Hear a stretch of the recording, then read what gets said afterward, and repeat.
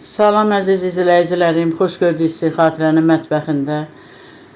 Mən bugün təzə mərci çıxıb, yəni mərcinin noxudun vaxtıdır. Bir var keçən ildən qalan, yox, təzə mərci çıxıb. Təzə mərci ilə mərci plov hazırlayıram. Qazmağı da kartof olacaq. Qəşəng kartofu iri-iri doğrayıram, duzlayıram, istiyotlayıram. Plovun altına qazmaq əvəzi lobya plovdur. Mərci plovdur, çox yaraşır, kartoşkanı qoyursan, qazmaq olur, kərə yağı ilə çox ləzzətli olur, yaraşır. Yəni bu plovlara qazmaq olaraq kartof yaraşır, kartof eləyirsən də qazmaq. Mərcini qoymuşam, sözsüz ki, bişib.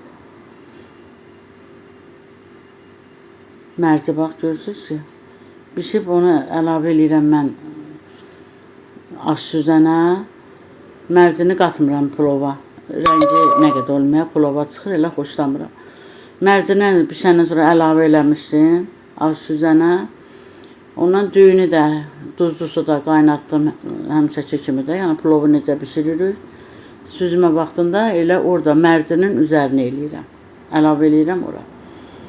Qəşəng kartofu da kərə yağı ilə bir üzün qızartdım qıpqırmızı, sonra çevirirəm o bir üzün. Ondan mərcini qata-qata düyüyə yığıram qazana. Həmişə olduğu kimi hökmən mən su əlavə eləyirəm ki, o parda qəşəng düyü bişsin. Suyunu da əlavə elədim, bilirsiniz, su əlavə eləyirəm həmişə mən. Yağ da ki, ərinmiş kərə yağı da əlavə elədim qazanın üzərinə. Qəşəng vururam dəmə, qazanın altına dəmir də atmışam. Yəni ki, qazanı belə boş qoymamışam. Plovum bişdi, hazır oldu.